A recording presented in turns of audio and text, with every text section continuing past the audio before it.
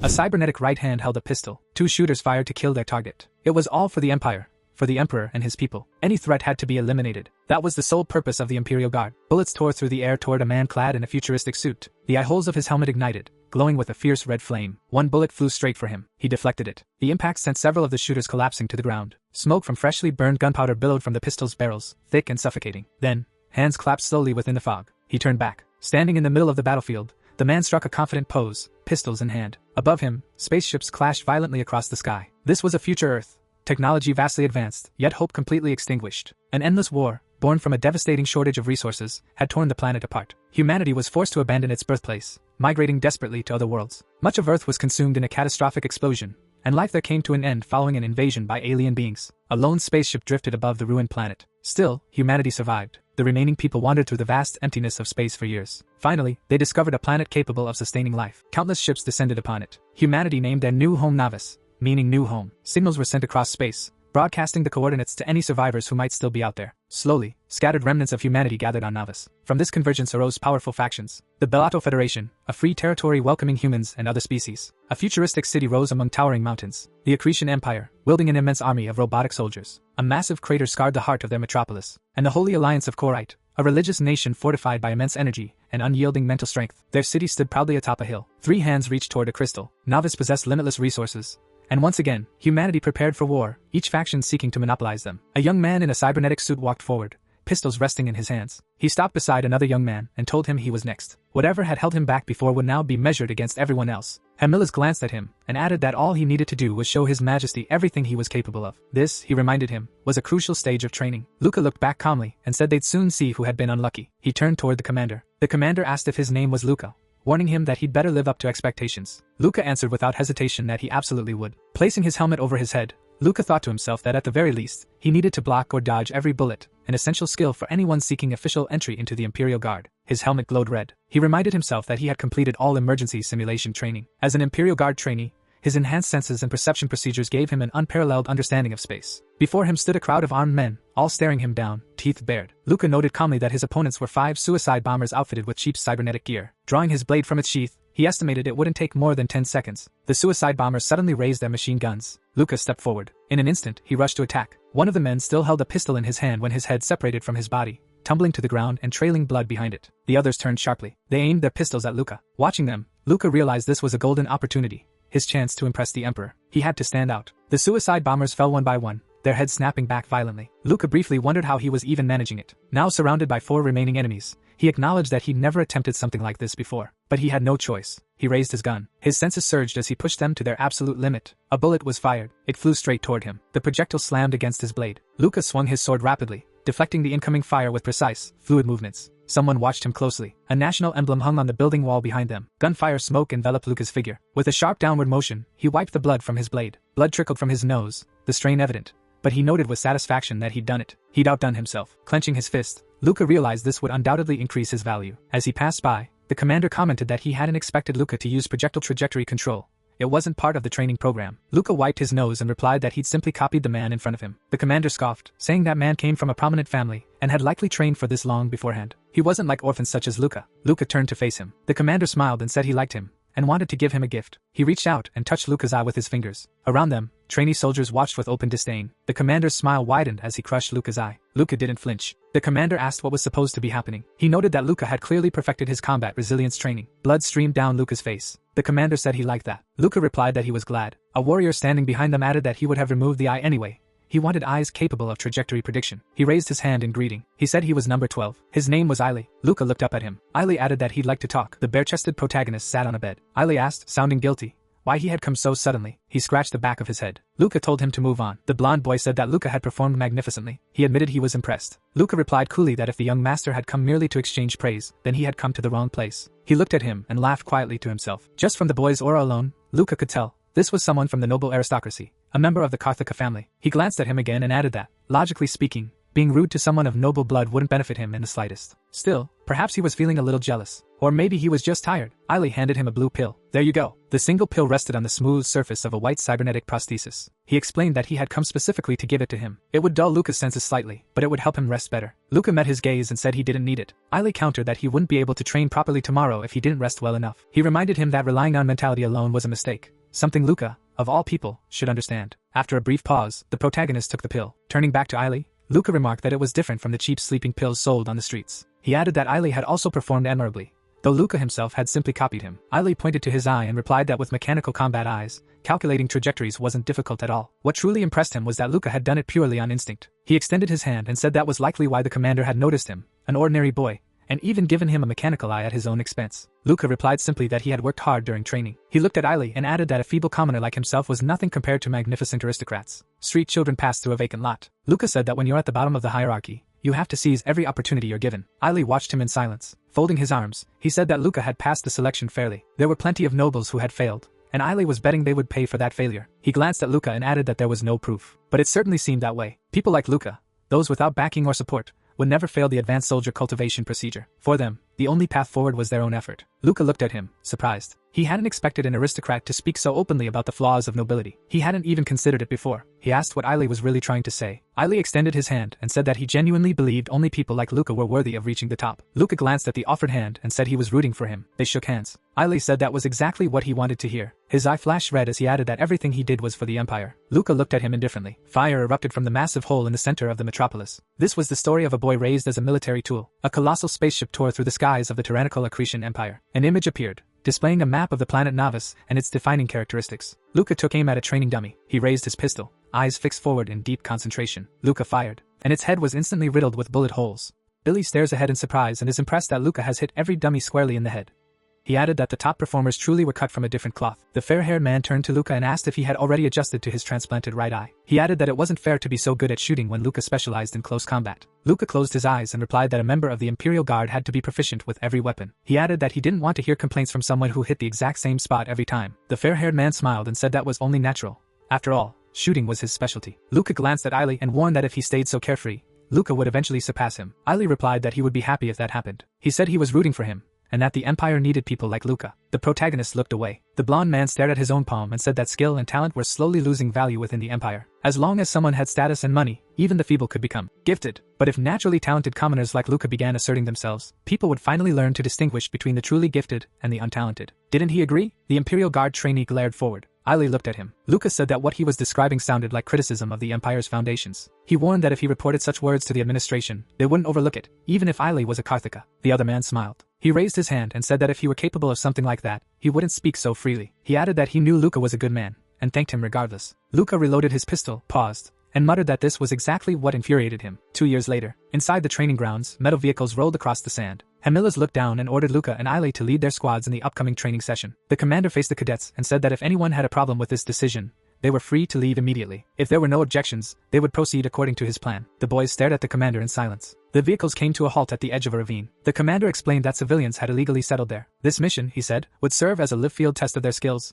Hamilas stared into the ravine with visible anger. He ordered that no prisoners were to be taken. Everyone was to be killed. The commander spread his legs and stood firm. Ailey looked ahead and told Luca that this was their first real mission. Luca asked why he sounded nervous. He pointed out that they had killed people during training, though this time, the enemy was an external military force. They both looked down into the ravine. Ailey remarked that the Bellato Federation and the Holy Alliance of Korite, like the Accretion Empire itself, were all descended from humans. Luca glanced at him and said there was no point in getting emotional. The dark-haired man looked away and asked if Luca really believed the senior guardsmen were there to protect them. A warrior in heavy armor clenched his fists. A completely nomadic legion. The legionnaire stared ahead with piercing focus. Luca said quietly that these men were overseers, ones who would kill them without hesitation if they tried to save anyone. There was no place in the Imperial Guard for those who didn't know their place. Ailey turned his head. Luca continued, saying that to the Empire, all other inhabitants of Navis were nothing more than annoying bugs. They had been taught that every outsider sought to deceive and exploit the Empire for personal gain. Ailey lowered his gaze and replied that he knew. That was exactly what they had been taught. A child handed a flower to a woman. A warrior walked past fallen bodies. The beam of a lighthouse cut through the haze. Sword in hand, a warrior moved down the road, thinking that the targets didn't even seem armed. This mission, he thought, should end without incident. He looked ahead, then he glanced at the child. The girl covered her face with her hands and cried out for her mother. Luca looked down. The child was so terrified she couldn't even move. She trembled violently. Wiping away her tears, the girl tried to steady herself. Luca thought that she wasn't a fighting unit. She couldn't resist at all. It was a shame he didn't have a pistol. Tears streamed down her face. He remembered the commander's word.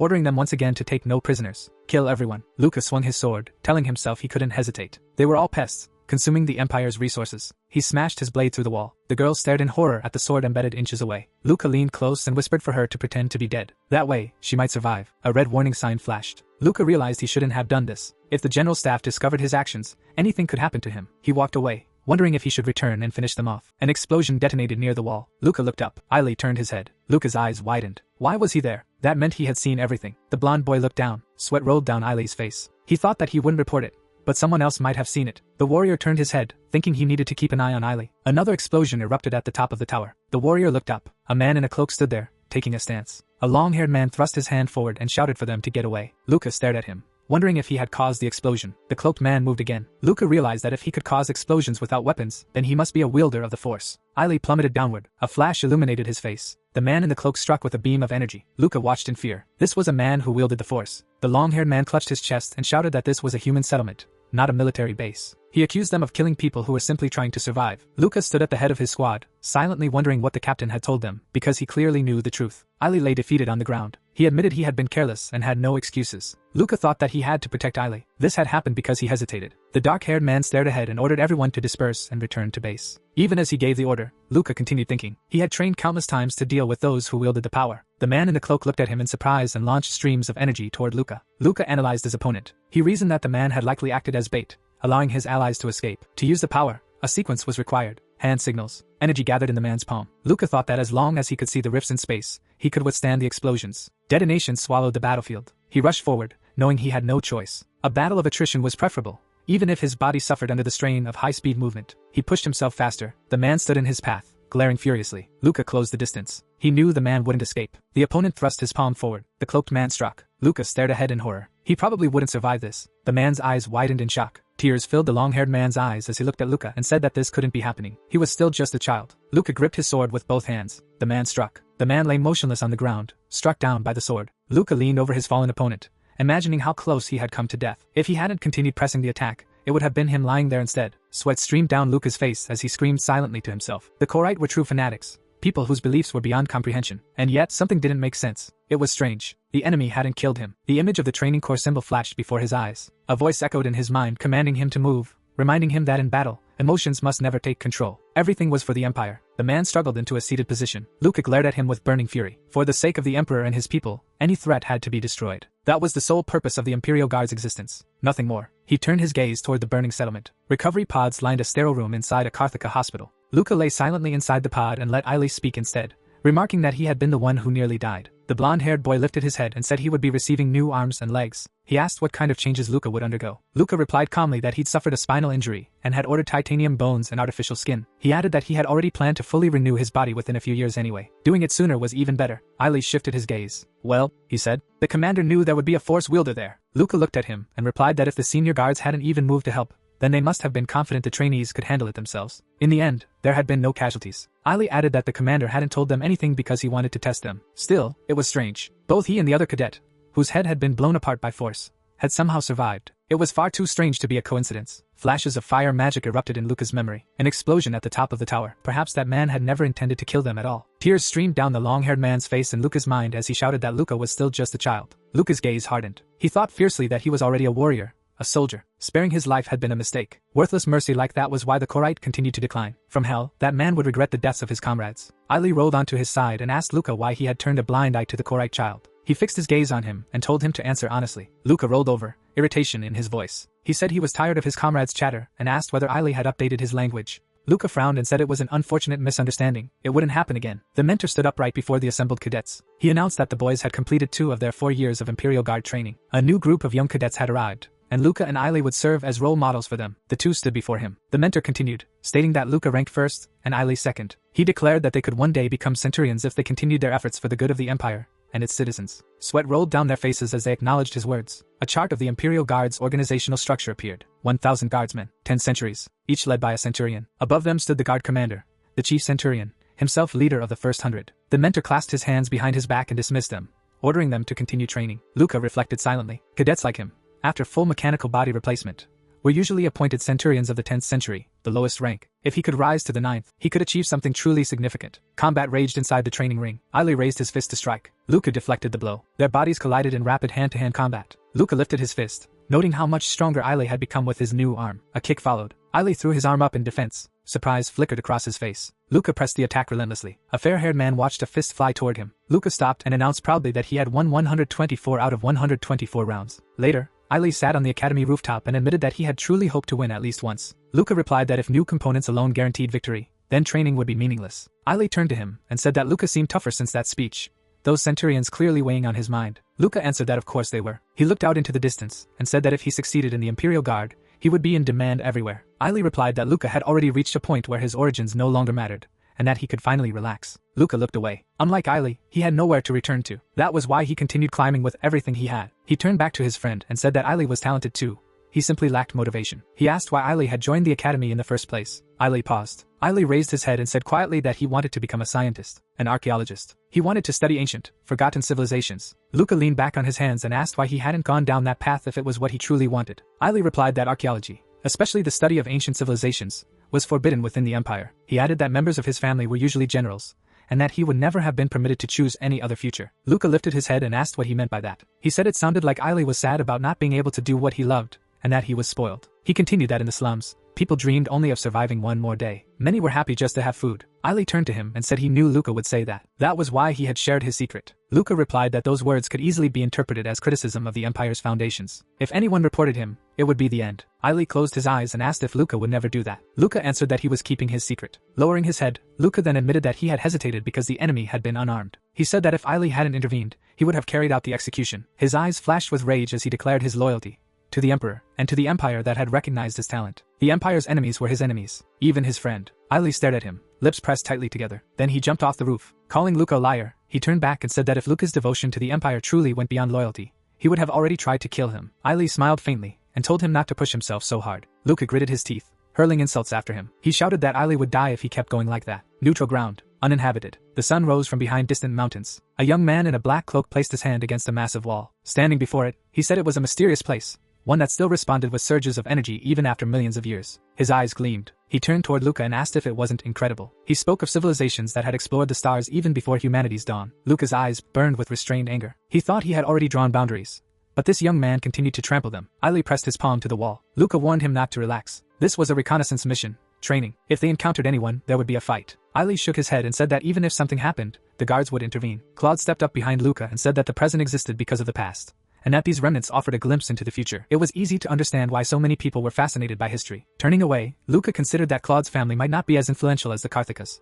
but they were still respected. Claude asked if Luca was seeing anyone, saying that he liked him. Luca thrust his fist forward and warned that if Claude took another step, he would consider it a threat. Claude placed a hand behind his head and laughed, saying there was no need to be so tense. If Luca didn't have a partner, he said, he would like to introduce him to his younger sister. Luca replied that he was an orphan. Claude said it didn't matter, aristocrat or orphan, as long as one held an honorable position. Illy steps closer, telling Luca to think about it. His sister was pretty, and Luca was popular. Luca snapped at him to shut up. Suddenly, Luca's pupils dilated. He stared ahead. They put on their armor and took position behind cover. One of them said that he and Claude would remain on the front lines, reasoning it was a biological response. Aile's group would provide support. The warrior looked ahead and leaned sideways. Something was approaching. A magical crystal hovered in the air. Luca turned toward it. His eyes ignited with fury. This was a Korite paladin. They faced each other. A warrior raised his hand. Luca spun around and shouted for everyone to run. Luca turned. Beams of energy exploded outward in a circular wave. Blood sprayed through the air. Lucas looks at Claude with frightened expression. The enemy focused power into his hand. A spear pierced the barrier, its blade glowing with magic. Luca followed its trajectory as it flew past. The stranger extended his hand and caught the spear effortlessly. Luca looked down.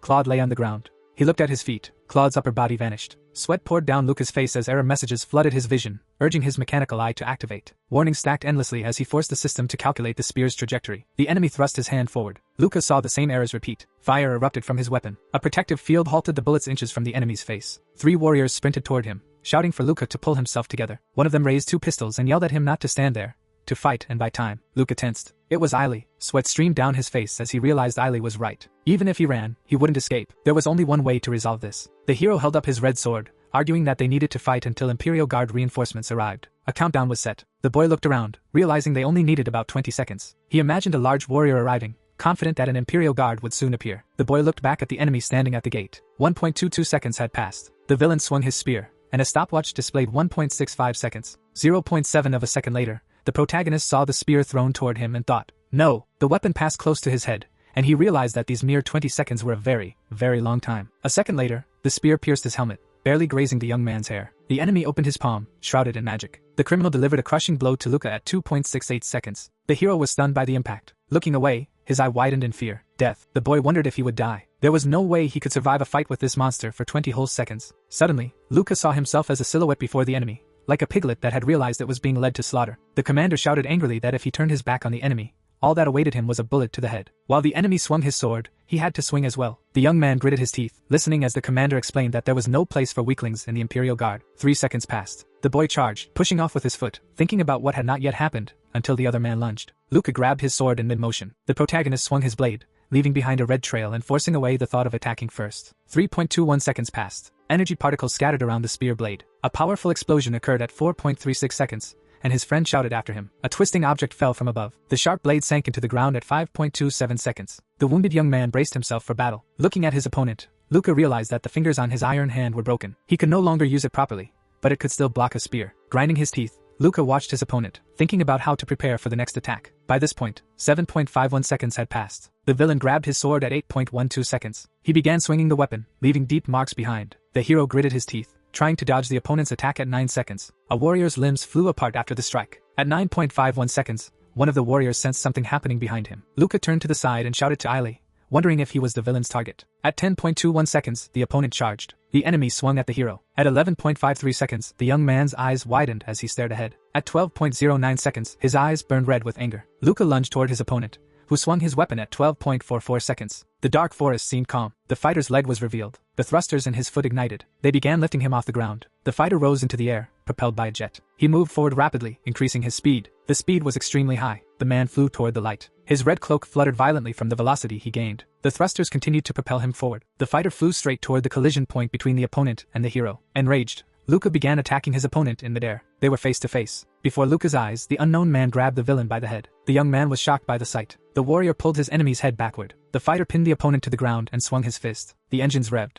The man delivered a crushing blow to his opponent. He reached for his weapon. The warrior pressed a pistol to his enemy's head. He dragged him along the ground. They moved toward the wall. The fighter swung his fist again, attempting another attack. A massive beam of energy struck the gate. The hero watched as the wall rose high above the forest. Surprise was etched across the young man's face. Thick smoke drifted between the trees. The silhouette of a warrior with red eyes appeared nearby. The massive fighter approached and stopped close. He looked at Luca. Luca fell to his knees, realizing he had been saved. The warrior had his back turned. The enemy pressed against the wall, leaning on his sword behind the fighter. The man turned, hearing something. The wounded scoundrel flared with magic. The fighter advanced toward him. He was kneeling, leaning on his weapon. The warrior reached for his own weapon. He pulled it from behind his back. The fighter held the weapon in front of him. Luca watched everything unfold from the sidelines. Anger surged in him at the sight of an Imperial Guardsman bearing the weapons of the Empire's Legion, facing a holy knight of Korite who wielded the Force. The White Knight swung his sword. The opponents engaged in a mutual strike. The Guardsman swung his weapon. Their attacks collided, and a brilliant light erupted. The young man wondered who would be stronger. Fragments of armor scattered as they clashed face to face. The knight's helmet glass cracked. The fighter stared intently at his opponent. A massive pillar towered above the forest. The Guardsman charged,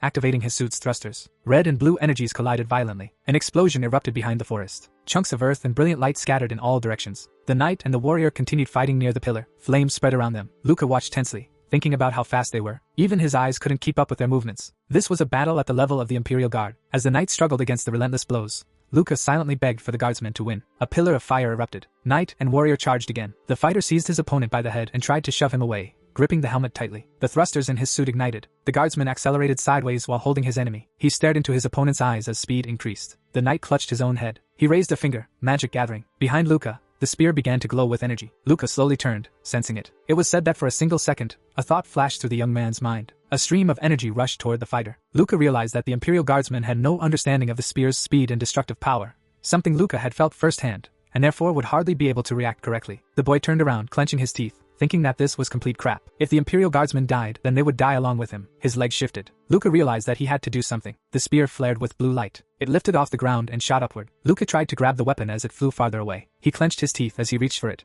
forcing himself to make it work. The guardsman's body glowed blue as Luca contemplated letting him miss. A blinding light illuminated the area. The knight seized the spear in his hand. With his other hand, the enemy tried to push the warrior's limb away from his face. Light washed over the fighter's features. The guardsman clenched his fist and surged forward. The knight, wrapped in magic, still held the spear. The fighter delivered a crushing blow, smashing his opponent into the ground. A brilliant explosion erupted above the forest. A young man missing an arm and a leg lay on the ground. He stared at the light, unable to tell what had happened, or which of them had survived. Luca squeezed his eyes shut, thinking that of course the Korite knight had survived, which meant everything was lost. Footsteps approached. Luca prayed. He lay motionless as the stranger drew closer. He kept praying. A soldier stopped at his head and told the cadet that he had done good work. Luca lay there with his eyes closed while the guardsman spoke, explaining that he had been able to defeat the knight thanks to Luca's help. He asked whether Luca had been wounded in the stomach. Luca replied that he had been injured while trying to dodge a force slash. The warrior extended his hand, saying he would help him up and that they should return to base. Luca's eyes flew open in shock. It was said that the Legion was a fully mechanical suit of armor provided by the Empire to the Imperial Guard. It replaced all vulnerable body parts that were useless in combat. A mechanical assembly sequence played as the armor formed, explaining how it allowed a person to become a complete weapon. A reflection flickered in Luca's open eye. Every cadet dreamed of earning a legion. It was proof that you were a full-fledged Imperial Guardsman. Sunlight streamed over the warrior as he extended his hand. Luca's lips moved as he muttered that the man was alive,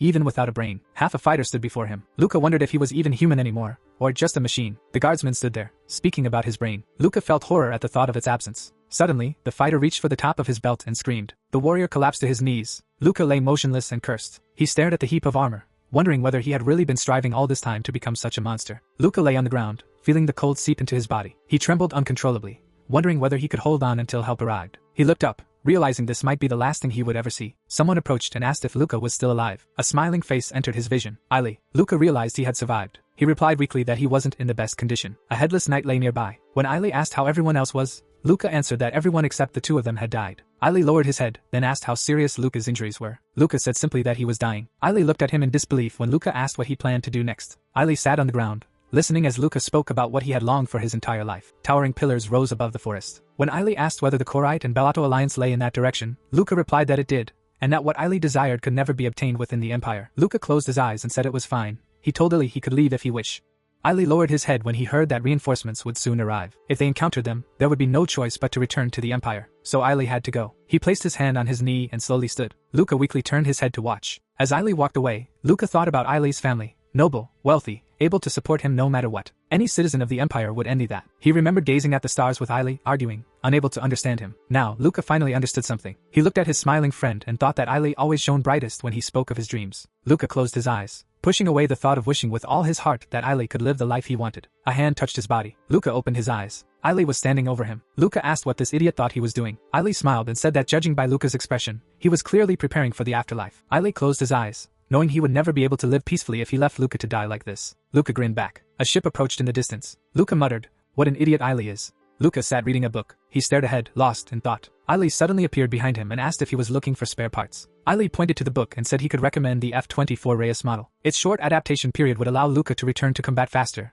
and it was far superior to what he was currently using. Luca set the book down and asked when Ailey would stop appearing out of nowhere. Ailey asked what had frightened him and apologized. He sat down beside Luca as the narration explained that after returning to the Empire and completing rehabilitation, Luca had been summoned by another department for questioning. Images appeared of Claude, Imperial Guardsmen, and cadets. Ailey explained what they wanted to know. 3 cadets and an Imperial Guard overseer had been killed. The incident was officially classified as a clash with a Korite paladin. Luca sat quietly, book in hand, reflecting on everything that had happened. He had been summoned. Officially, it was because they were planning a thorough investigation into the incident. But the true reason was different. A friend asked whether Luca had heard that an artifact had been discovered at the location where they had been sent. Luca immediately thought of the cube. After he mentioned that everyone was now arguing over who should receive it, the boy reasoned that he had always believed the floating cube was the true cause of everything. Ailey looked away and asked who had ultimately taken it. Luca replied that a team specifically equipped for research purposes had been reassigned to handle it. Ailey looked ahead, saying that if the Holy Alliance refused to hand over the area and the artifact, a massive massacre would inevitably follow. Representatives of the 3 factions appeared as he continued, explaining that if the Empire declared war on the Alliance, Bellato would benefit the most by simply observing their conflict from the sidelines. Ailey lowered his head and added that skirmishes were usually limited to minor incidents so that casualties would not spiral out of control. Luca replied that he wasn't interested in politics, only direct orders and battles.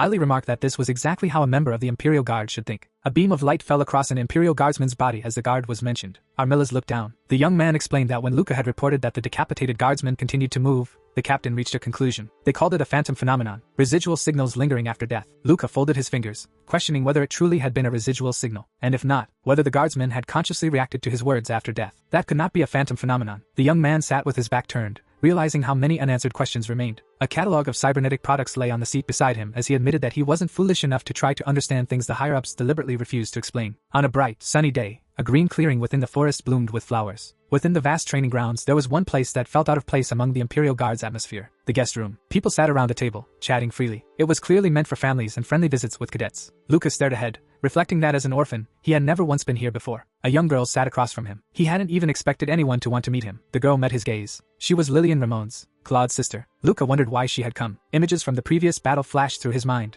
He worried she might start asking about her brother's death. After all, he had been the squad leader. Lillian closed her eyes and told him that if he thought she had come to express hatred, he shouldn't worry. Her family had been prepared for such news from the moment her brother joined the Imperial Guard. She lifted a mug of tea, explaining that she had come simply to see Luca. They sat at the table as Lillian explained that her brother had spoken of him often, calling him his most talented friend among the cadets. Luca replied that her brother had once asked whether he would be willing to date her. Lillian lowered her head, listening quietly. She already knew about Luca's origins. She said gently that it had been her idea. They only needed to settle a few formalities. Luca stared ahead and remarked that she seemed interested in a relationship with him. Their legs were visible beneath the table. When Lillian asked whether he was against it, Luca answered that he didn't know her at all. She smiled faintly and said that could be changed. Luca immediately asked why she had chosen him. Lillian questioned whether her brother's dying wish wasn't reason enough. Luca took a sip of tea as she continued, explaining that she was certain he would benefit from this arrangement, and that many men would envy him. A red background flared behind Luca as he agreed. There was no reason to refuse. For someone like him, securing a noble bride was a once-in-a-lifetime opportunity. Lillian silently met his gaze. Luca thought about how he had always chased success. Marrying an aristocrat would only move him closer to his goal. What more could one possibly wish for? And yet, something felt too easy. Behind Lillian, hands are moving as she explains why Luca seems troubled by doubts. Her eyes widened when he told her he had to decline. She asked again. Luca stood up from the table and said goodbye. As he walked away, he reflected bitterly that he had once thought anyone who had everything and still dreamed of leaving the Empire was an idiot. Who would have thought he himself would make a decision driven by doubt? Lillian watched him leave. Luca worried that she would interpret this as an aristocratic insult, and hoped it wouldn't escalate into something serious. Suddenly, her hand reached out. She grabbed his tightly. He hadn't expected it. Turning toward him, she suggested that maybe he was rushing things. Her face flushed as she proposed they start as friends. Luca shook his head and said that wasn't the point. Lillian ran off, calling back that she would return after saying goodbye. Luca stared at his hand in silence. Watching her flee, he thought that getting rid of her wouldn't be easy. Acretia, a sparring ground. Two men stood facing one another. One carefully examined the young man before him, then smirked. He said he hadn't expected Luca to show up. It was Kinyuin, the Imperial Guard fighting instructor. Luca flexed his arms and said that he had come to learn from him. Kinyuin smiled, replying that he could easily help with anything related to wrestling. After all, Luca already knew a great deal, and no matter how many cadets he tested, there were hardly any stronger than him. Luca frowned. That meant there were those stronger than him. It wasn't enough for Luca to simply be considered the best cadet in the course. Kinyuin flexed his neck and asked why Luca was pushing himself so hard. His tone implied that although he was powerful,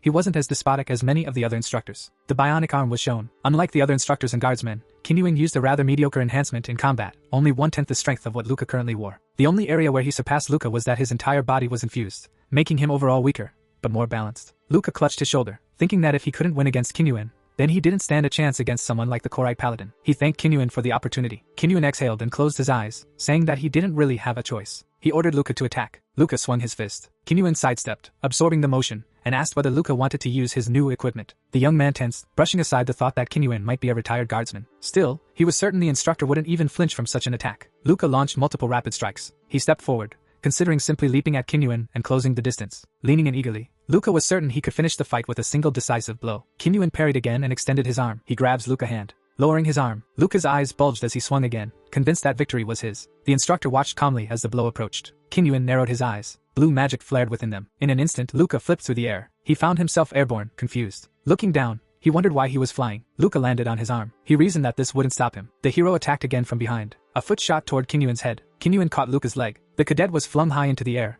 head first. He slammed onto his back and bounced from the impact. Luca lay there stunned, wondering what the hell had just happened. He watched Kinyuin approach, noticing that he hadn't only misjudged his opponent, but had also allowed himself to be distracted during the fight. The instructor looked down at him, asking why he was so impatient. Luca's eyes widened. He couldn't understand what had gone wrong. He replayed the fight in his mind, certain that his first strike should have hit Kinyuin squarely in the chin. Luca extended his fist in front of him, remembering that the instructor had only lightly touched it. Kinyuin touched Luca's fist again. Luca sat with his head lowered, thinking about how his body had swayed uncontrollably, as if he had lost command of it. More precisely, the kinetic energy he had delivered had been redirected back into his own body, destabilizing him. Luca asked what that was. Kinyuin replied that it was his personal method of self-defense. Luca spun around, immediately asking whether Kinyuin could teach him. Kinyuin raised his hand and asked if Luca still truly wanted to learn. A drop of blood fell to the floor as Luca considered the cost of learning something within such a short time frame. They sat facing each other. The instructor asked what Luca had learned from the fight. Luca replied that it felt as though he had been enchanted, his body moving uncontrollably on its own. Kinyuin stared ahead calmly and began speaking about Archi's Victima,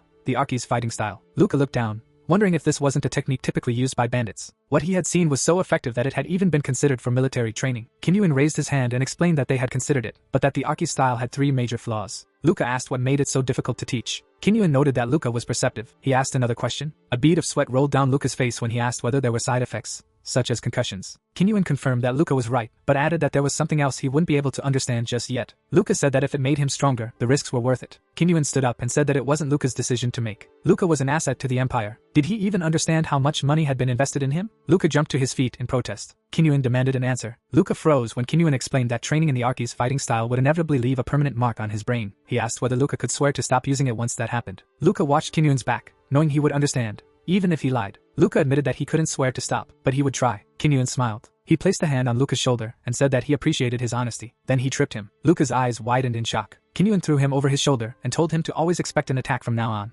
no matter the situation. Luca clutched his head, shouting in confusion. Kinyuan turned away, ordering him to stand up. He said he liked people who learned quickly. Aili watched Luca cautiously, checking whether he had fallen asleep on his feet. Luca stared ahead, dark circles under his eyes. The two walked down the hallway together. Luca explained that he had simply been busy. He had been training with Kinyuan every day for a month. He recalled one session where Kinyuan had told him that if he didn't understand something at first glance, verbal explanations wouldn't help. Only observation mattered. Luca finally understood. Kinyuan wasn't teaching him directly. He wanted Luca to watch, to analyze, and to figure it out on his own. Luca braced himself for the fight, thinking that the Arky's fighting style was vastly different from anything he had trained in before. Most fighting techniques relied on memorizing and refining fixed movements. Arky's, however, squeezed everything out of what one already possessed. Kinyuan's brain glowed with energy as the young man explained that this was some form of advanced combat algorithm, one that utilized every technique in the user's arsenal to generate the most effective method of combat in a given situation within seconds. In other words, it was brain training. As they walked, Luca looked at Aili and asked how his mission had gone. Aili replied that it had been boring. He'd been ordered to dispose of a malfunctioning android. They continued down the corridor as Aili added that all current missions felt like child's play. Luca replied that the Korite Alliance was apparently being cautious after the recent incident,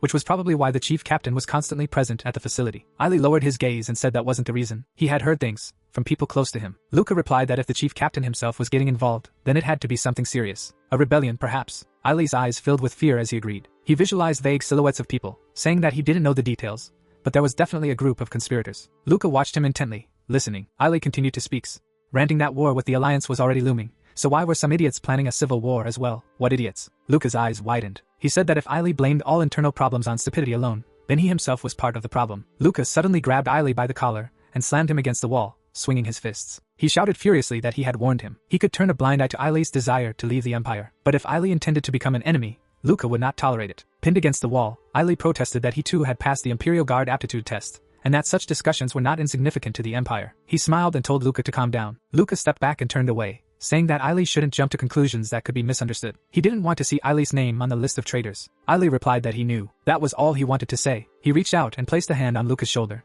telling him to relax and promising to treat him to something good this weekend. Luca stood with his back turned, saying he already had plans and had heard enough of this chatter. Aili asked whether Luca had a girlfriend. Luca countered by asking if it was time for Aili to leave. The city building stood beneath bright sunlight, the lower sector of Acretia. Luca followed the man beside him as Kinyuan asked how much time had passed. For people like them, those who came from the slums, the sight was familiar. Luca stared ahead, saying that when he became a cadet, he thought he would never descend into the lower sector again. He hadn't wanted to breathe the same air as this scum. Kinyuan remarked that Luca truly was someone who only ever looked upward. Luca kept his hands in his pockets, thinking that he hadn't expected Kinyuan to drag him down here after announcing his plans. Outside, people argued. One demanded that the other move aside. The reply was that he was blocking the passage. The air in the lower sector was polluted. Luca looked around and explained that the city was powered by thermal energy from magma directly beneath them. All waste and excess heat was funneled into the lower sector. He had breathed this air for years in the past, and he knew that if he stayed here, he would be a loser for life. Luca cursed under his breath. Kinyuan called for him to follow. They passed through a secured area of the city. Luca glanced around, asking whether this was the black market. A man asked if it was his first time here.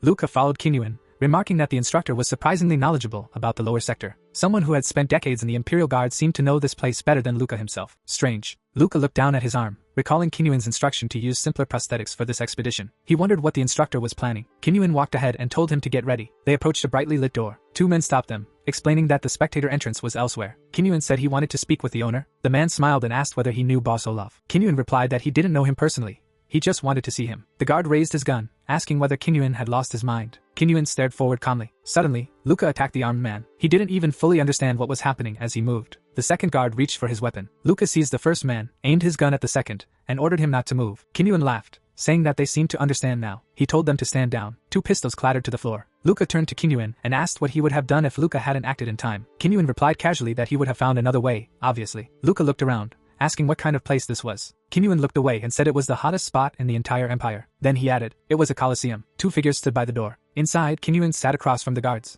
A fat man smoked a cigarette, watching them silently. Kinyuin raised one finger and calmly requested that the boy be sent into the arena. Luca lowered his gaze as he heard the instructor say that he wouldn't demand compensation even if Luca died here. Only then did Luca understand why Kinyuin had ordered him to wear simpler gear. Aleph silently finished his cigarette. He flicked the butt toward them. Luca raised his hand and caught it midair in front of the instructor. The guards immediately drew their weapons and took aim. A guard holding a pistol stood behind the fat man. When he started complaining that they must be confused, they were allowed inside, not because their wishes would be fulfilled, but because disposing of corpses from here would be easier. Luca's expression changed. If the man truly intended to kill them, he would have already ordered the guards to open fire. 3 pistols were trained on them as someone remarked that 3 thugs were already aiming at their heads. Luca realized there were 2 more armed guards outside, directly behind him. He lifted his leg slightly, thinking about what to do first. He imagined kicking the table straight into Aleph. Enraged, the fat man suddenly jumped to his feet, guards rising with him. Luca launched himself forward. The guards rushed in, swinging their fists. Luca seized the leader by the throat. With the man restrained, Luca aimed his pistol forward. 2 shots rang out. The guards collapsed. The men stationed outside burst into the room. Luca attacked immediately, diving from above. Their heads exploded from the gunfire as well. Luca returned to stand behind the instructor, thinking the simulation was over. Kinyuin calmly asked what had happened to the previous owner. The leader slumped in his chair and asked whether Kinyuin knew Tora. He explained that Tora had died because he'd been caught fixing matches. Kinyuin asked whether this man had killed Tora and taken control of the coliseum. After all, it was a very profitable business. Kinyuin stared ahead, saying that they had once been friends,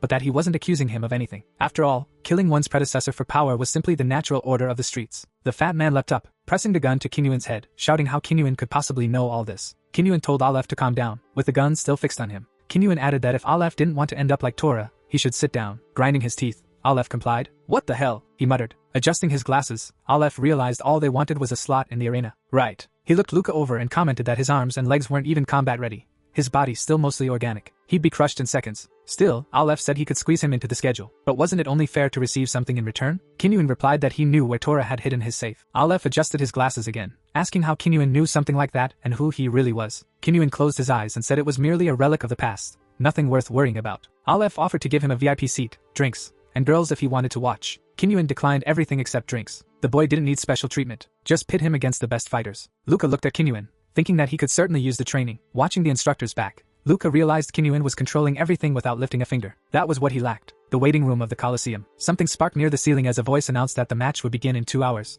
giving the boy time to warm up. Luca stood with his hands in his pockets. He wondered what was hidden inside Tora's safe. Aleph's demeanor had shifted completely. Kinyuin was looking at a system window, claiming that whatever was inside that safe could change Aleph's life. Luca glanced at Kinyuin, wondering what he would do if he had to fight. Kinyuin asked if Luca was interested. He said he would explain after Luca won. The system window displayed the name Gabriel, the Iron Fist, the upcoming opponent. Luca studied the image carefully as Kinyuin explained that the Coliseum was filled with idiots willing to implant illegal enhancements, even if it drastically shortened their lifespan. This was likely one of them. Someone who didn't care about their future at all. In Luca's current state, a single hit could kill him. Kinyuin raised a finger and reminded Luca of what he had taught him, the foundation of the Archi's fighting style. Luca asked again what it was. Kinyuin lowered his hand and told him to be content with what he already had. Luca tensed. Being content, he said, was the same as accepting defeat. Kinyuin replied that water never loses, it only changes form. An armored soldier appeared, flailing wildly as an example. Kinyuin spoke about Luca's true potential. He said he had been watching him ever since Luca deflected bullets during the test without armor, calculating trajectories. He had been even more surprised when Luca asked to be trained. For someone with talent, this was the right place. Luca looked away, thinking the praise was exaggerated. Kinyuin smiled and replied that perhaps it was. After all, this could be their last conversation. Darkness fell. A polygon of light illuminated the arena. Luca stood before the open gates as the announcer shouted his introduction. The man who dared to issue his first challenge. Against Gabriel, the Steel Fist. Would this boy make it home today? The announcer mocked him, calling him a complete loser.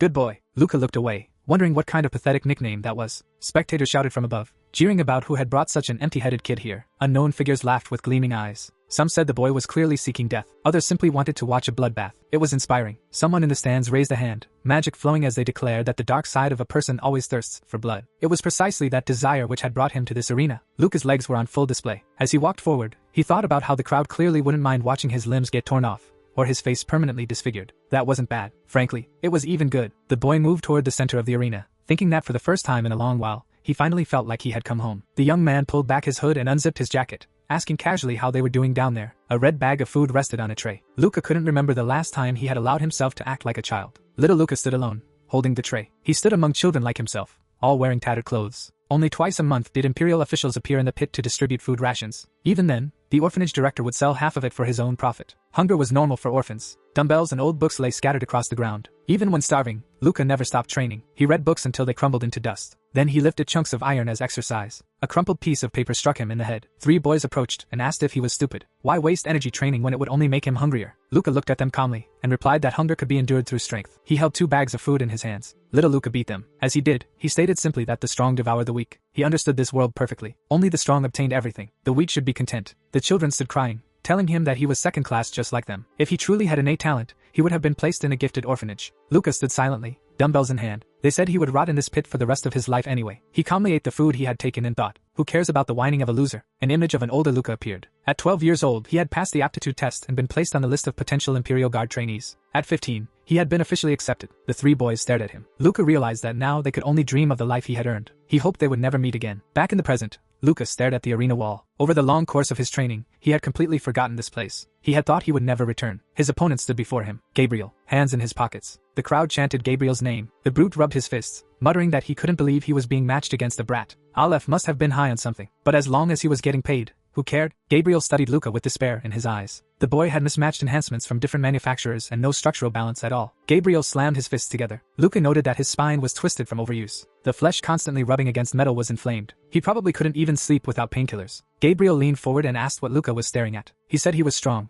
His body modified for a single purpose: speed. Gabriel smirked and said Luca had a cute face. Did he want to serve him at night? Luca smiled faintly and replied that after today's fight, he would definitely need a servant. Gabriel's eye twitched. His face twisted in fury. Luca added calmly that he would kill him. Gabriel turned away, snarling that he would smash Luca into the ground until he begged to serve. The fat host raised the microphone and announced that their mini version of Do or Die was about to begin. Kinyuan glared from the sidelines. The host asked the audience whether they wanted to see the boy crushed or witness a miracle. Luca and Gabriel faced each other inside the ring. The host declared that the killing show was about to begin. Gabriel raised his hand. He thought that Luca's body was almost entirely organic. His prosthetics were barely combat capable. If Luca took even a single hit, he would die. Gabriel lunged. His fist smashed into the floor. Luca dodged. He countered with a sharp right kick to Gabriel's head. Gabriel grinned and said it tickled. Luca thought that with his normal equipment, he would have already caved his skull in. Gabriel was thrown back several meters. Luca turned, realizing the arena was too compact. He couldn't dodge forever. He narrowly avoided Gabriel's relentless blows. Every one of Gabriel's attacks was lethal. Luca's own strikes were barely effective. The crowd roared, cheering wildly for Gabriel. They were losing their minds. Sweat streamed down Luca's face as he assessed the situation. Kinyuan's voice echoed in his mind, reminding him of what he had taught him, the basics of the Archi's fighting style. Luca asked again what it was. Kinyuan's answer echoed clearly. Be content with what you have. Luca leaped forward. He told himself that he had to be content with what he possessed. Wishing for something he didn't have wouldn't help. No amount of pleading would make a weapon fall from the sky, no matter how weak his strength was. He had to make use of it. He realized that Kinyuan had taken away his prosthetic limbs, but he had left him his prosthetic eye. Gabriel's punch tore toward Luca, and Luca understood. Kinyuan had intended for him to overcome Gabriel without relying on brute strength at all. The man carefully watched his opponent's every movement, accepting what was given. The Archi's fighting style was based on using what was given to its fullest extent. Luca raised his eyes. His eye glowed blue. He vaulted over his enemy and noted that Gabriel's fists were like devastating cannons. The slight twitches at shoulder level were the trigger. His vision narrowed into a cylindrical focus. The length of Gabriel's arms limited his effective range, significantly increasing the time required to strike compared to a firearm. The trajectory was obvious, yet his opponent's fist still appeared directly in front of his face. Kinyuan watched the duel with mild shock. A faint smile crossed his lips. It was brilliant. Luca stood amidst fallen warriors in Kinyuan's memory, his mentor noting that he had already mastered the Archi's fighting style purely through talent. The boy continued dodging his opponent's attacks flawlessly. Kinyuan added silently that Luca should show him his full potential. Gabriel stared straight ahead as he threw another punch. The crowd roared, shouting admonitions at him. Luca's mouth parted slightly. His concentration had sharpened to the absolute limit,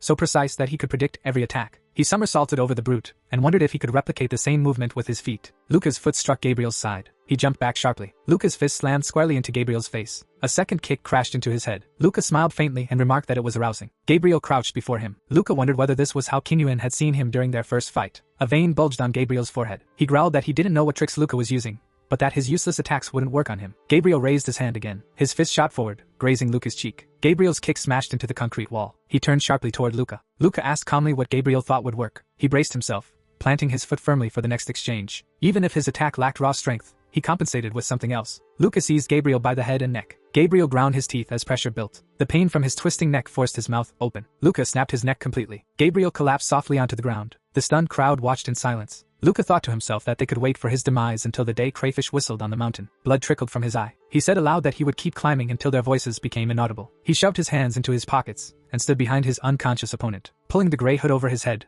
Luca reflected that he had never concentrated so intensely. Only because this was a stable, predetermined environment could he afford to focus so completely on predicting movements. The crowd stared at him in shock. Luca walked toward the ring exit. Looking into the distance, he admitted that Kinyuan truly was a great teacher. Kinyuan stood with his arms crossed and told him it was good work. As Luca passed him, Kinyuan said, "Welcome to the foundations of Archi's Victima." Luca replied that he had learned that accepting reality did not mean defeat. Kinyuan extended his fist. Luca took it. A card rested in Luca's hand. He asked whether these were payment chips and whether they were still paying for the fight. Kinyuan replied that they were not. He explained that the money was for Gabriel's hospital bills and told Luca to give it to him. Sometimes, he said, it was good to be generous. At least until generosity turned into foolishness. Luca replied that he had never wanted to be a benefactor. Only a warrior. Only a soldier. Kinyuan rubbed his head and said Luca was naive when it came to interpersonal relationships. He glared at him and added that the kindness he spoke of wasn't charity. It was an investment. Building an image now allowed one to reap benefits later, just as he had justified his own position today. Kinyuan turned away and reminded Luca that exploiting one's surroundings was also a quality of a good soldier. Sweat rolled down Luca's face. He realized he had gravely misjudged Kinyuan. He had believed Kinyuan trained him out of admiration and shared origin, both having climbed from nothing. That assumption had been shallow. Kinyuan was simply justifying his investment. The man's dark hair flowed down his back. Luca realized that in a way, he couldn't refuse. A doctor's fingers slid across a tablet. Gabriel lay on a cot nearby. The doctor said regretfully that Gabriel's bodily parameters were incompatible with his cybernetic enhancements. Excessive energy expenditure could result in paralysis or worse. He recommended upgrading to Xionic Corp's Hyper Lindell No. 9. Gabriel gawked. That was the newest model, one he couldn't afford. He demanded to know why they were suddenly trying to rip him off when others were fine using Garbo tech. The doctor adjusted his glasses and replied that those people hadn't installed nearly as many incompatible modifications. Had Gabriel paid even minimal attention to compatibility, older models would have worked. Luca slipped quietly into the room. Gabriel said he was poor and had used everything he could afford. The doctor sighed and said they could limit upgrades to new limbs that fit his budget. Gabriel demanded combat-ready parts. The doctor replied that it was impossible. His funds were only sufficient for high-quality prosthetics,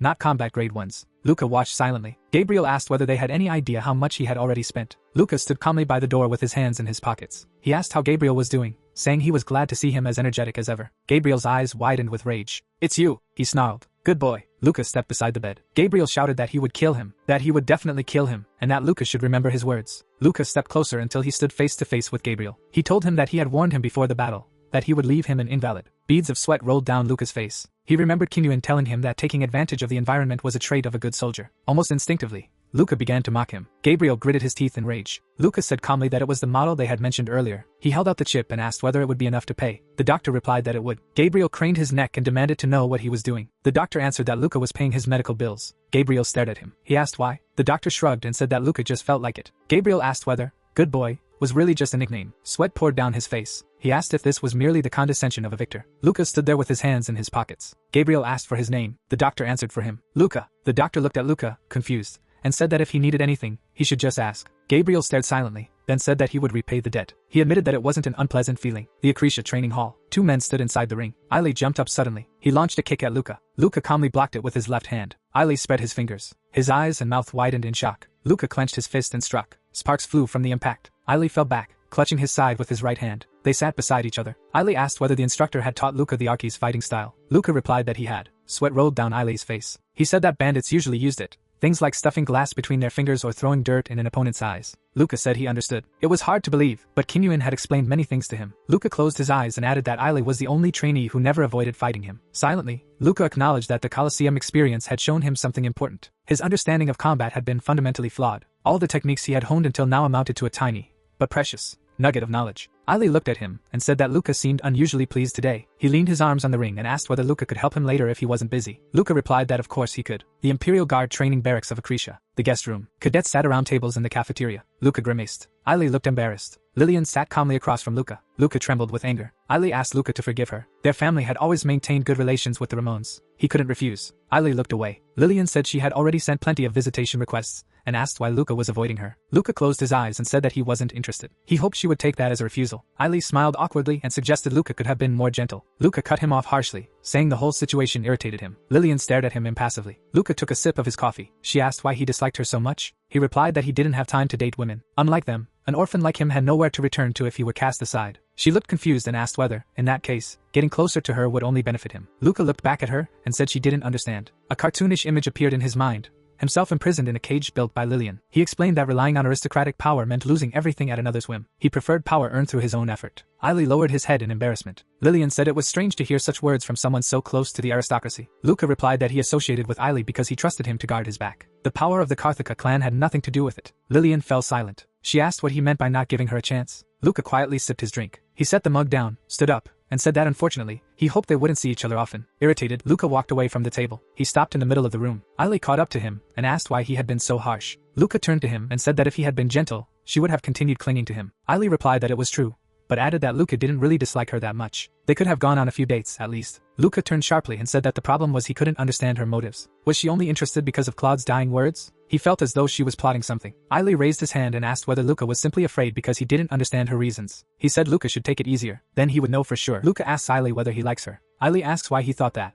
Luca said it was obvious from Ailey's gaze, his posture, and his heightened agitation. Archie's Victima was opening Luca's eyes to many things. Luca's eyes glowed red. He said he had already made his position clear. If Ailey liked her, then he should stop overthinking and act in his own best interests. A bead of sweat rolled down Ailey's cheek. He turned away. On the table sat a mug of coffee, a glass of cola filled with ice, and Luca's empty cup. Ailey said quietly that it was impossible for him. Lava flowed into a massive hole at the center of the metropolis. Kinyuan and Luca sat on a cliff, both seated in the lotus position. The boy crossed his arms and thought about meditation training, about maintaining calm no matter what happened. Kinyuan sat nearby. Luca asked what he would have done if a fight had broken out in the Coliseum boss's office. Kinyuan replied that he would tell him, if Luca had won. Luca kept his eyes closed, imagining armed bandits inside and outside the office. Even now, he still couldn't figure out how to escape without weapons and without injury. In his mind, a bandit pointed at Luca and his mentor. Luca stood near the exit, guarded by two men. The instructor remained seated, completely calm, deep in meditation. Luca asked himself again what he would have done. Kinyuan said that first and foremost, he would have hidden under the table. A bead of sweat rolled down Luca's face. He argued that Aleph and his guards were armed,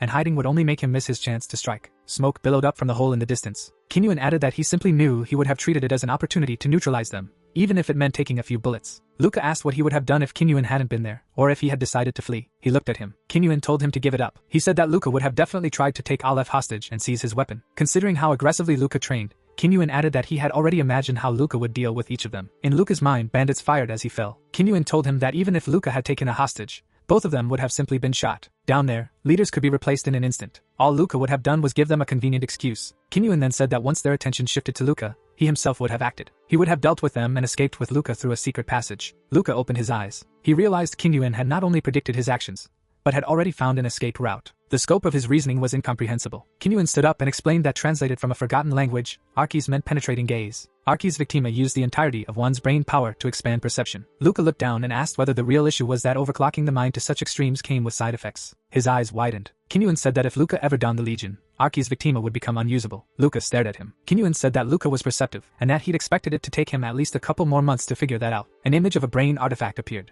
Luca thought about how once he became an Imperial Guardsman, he would be granted the Legion. No one could constantly wear the Legion, an entirely mechanical suit forged with the Empire's finest technology. The armor glowed red. Kinyuan explained that the Legion connected broad-spectrum brain signals to a specialized processor, ensuring total transmission of mental resources. There would be no capacity left for Archie's Victima. Luca glanced anxiously at the ground. He wondered if Kinyuan had deliberately withheld this information, anticipating his reaction. Luca said that if he had known Archie's Victima would be useless in the Legion, he wouldn't have wasted so much time training it. He said it was his own fault for being too slow to realize it. Luca turned away abruptly and thanked Kinyuan for his lessons. Then he asked what that meant. Kinyuan watched him go, and told him to come back if he changed his mind. Luca clenched his teeth in resentment. Lights glowed at the doorway. Luca stood with his hands clasped behind his back. Hamilas noted that 3 months had passed. He sat behind his desk and said he'd been busy. There hadn't been time to meet with trainees. Luca stood on the carpet in the center of the room. He wondered if it was because of the rebellion Ailey had mentioned. Hamilas asked how he had been. Luca replied that he had been training on his own. The commander leaned back and said that it was true he hadn't given Luca a mission in quite some time, even though he was capable. He asked whether Luca had heard the rumors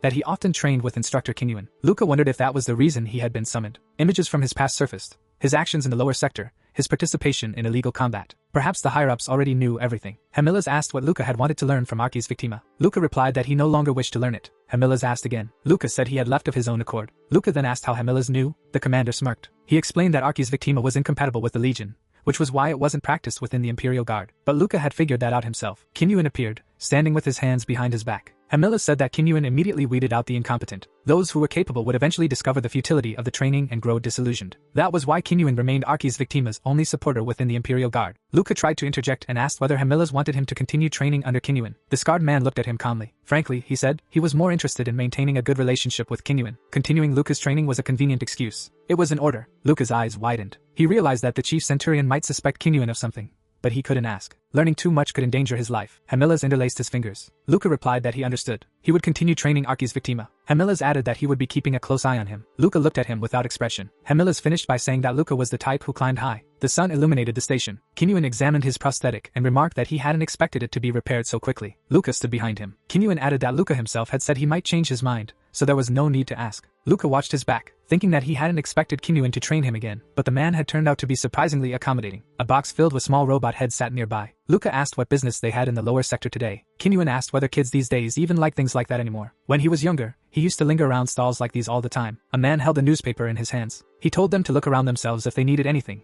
He had no idea which toy was which. The instructor asked whether he could have everything, adding that they would deliver it personally. Luca stared at him in shock. Was it really everything? Why did he need to buy so many toys? He lowered his gaze. Lower sector orphanage number 47. Kinyuan and Luca walked toward the gate. The instructor asked if this was the place. He turned around and told Luca to bring the box inside, then take a break. Luca turned when he heard Gabriel's voice. Gabriel was holding a box in each hand and asked whether Luca was serious about making him do this, whether he looked like an errand boy. Luca walked over and said that he had told them to come, but the seller had refused to deliver here, so Gabriel was genuinely helping them out. Gabriel replied that he'd actually meant to help in a more meaningful way. Luca closed his eyes. Gabriel muttered something about being with a gang. He added that he didn't need combat assistance. Gabriel stood beside Luca and said that was certainly true. Luca noted silently that Gabriel's new spinal implant had straightened his posture slightly. The money had been well spent. Kinyuan headed toward the entrance. Gabriel asked who the man was. He remarked that Kinyuan looked so shady that even Olaf hadn't bothered with him, meaning there must be something known about him. Luca replied that if he were Gabriel, he'd stay out of it, assuming the skull was valuable. Luca turned away, thinking that Kinyuan had probably grown up in this orphanage. He couldn't think of any other reason for charity. Children ran happily into the yard. Luca and Gabriel each handed out boxes of toys. A child smiled and said, "Thank you," to the handsome boy and the ugly man. Another child muttered, "What scoundrels!" Two boys began fighting over a crate. Luca watched with his hands in his pockets and spoke quietly. "Yes, you have to fight for it. It'll never be fair. So if you want something, you have to become stronger. Unfortunately, this world isn't rich enough to make everyone happy." He turned away. Kinyuan snapped his fingers and said they needed to talk. Leaves drifted down from the tree branches. They leaned against a metal railing. The mentor said he occasionally visited the lower sector. The orphanage certainly wasn't entitled to much,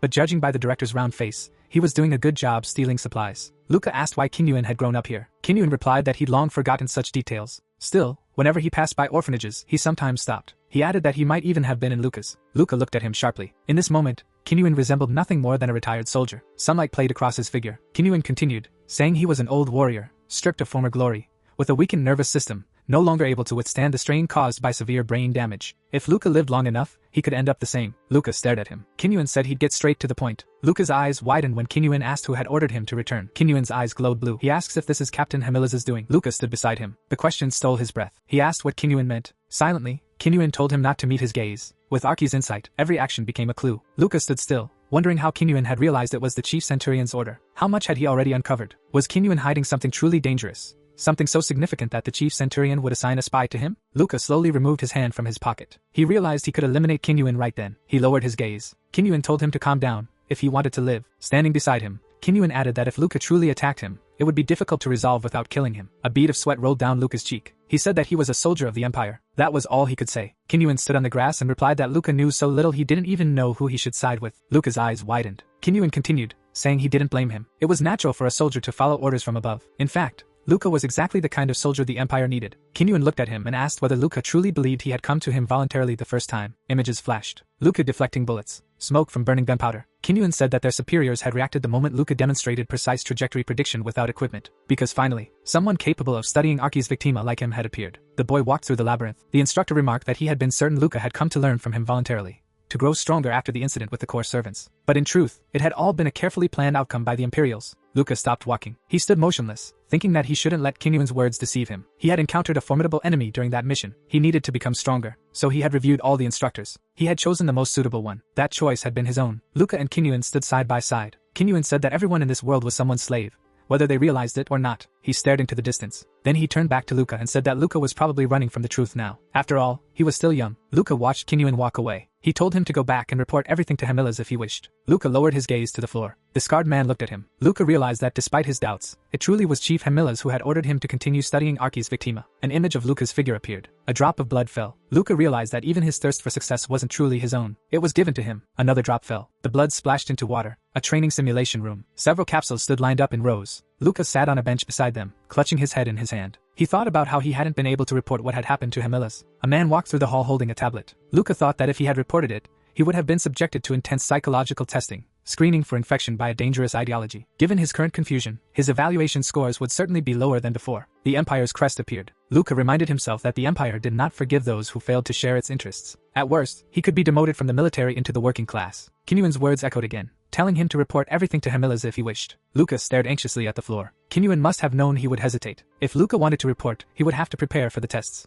And for that, he needed to train. Steam burst from one of the capsules. A figure emerged, shrouded in vapor. He was breathing heavily. He caught the bottle of water thrown toward him. Luca stepped closer and said he had come all this way to cheer Ailey up. Ailey added that he was flattered. Luca replied that he actually had a favor to ask. They sat down on a bench. Luca reminded him that he had once said aristocrats could pay their way into the system. Ailey replied that it was a well-known secret. Even after training, incompetent people still couldn't handle real combat. Luca asked how someone like that could even pass the psychological tests during tryouts. Ailey raised the bottle to his lips. Luca added that if Ailey had a secret method, he should share it. He acknowledged how dangerous that request was. Luca leaned closer and said that he had checked. No one was nearby. He said he was doing this for the Empire. Ailey replied that he wouldn't ask why Luca needed it. He said Luca probably already understood that there was a way. Ailey closed his eyes. Luca asked what it was. Ailey said that it seemed there was no other choice. Luca stared at him in shock. Ailey explained that Luca needed to create a perfect dummy, an outer personality for everyone to see, while hiding his true self deep inside. Essentially, everyone hid some part of themselves. This would allow him to pass psychological testing. Sweat beaded on Luca's cheek. He asked what Ailey was talking about. Ailey replied that there were cases of memory loss caused by trauma. He only needed to do it consciously. Luca asked whether something like that was even possible. Ailey said he wouldn't be talking about it if it weren't. He explained that their brains were constantly subjected to shock. Images of Ailey appeared from different angles. Ailey said that if Luca continued acting like a loyal soldier,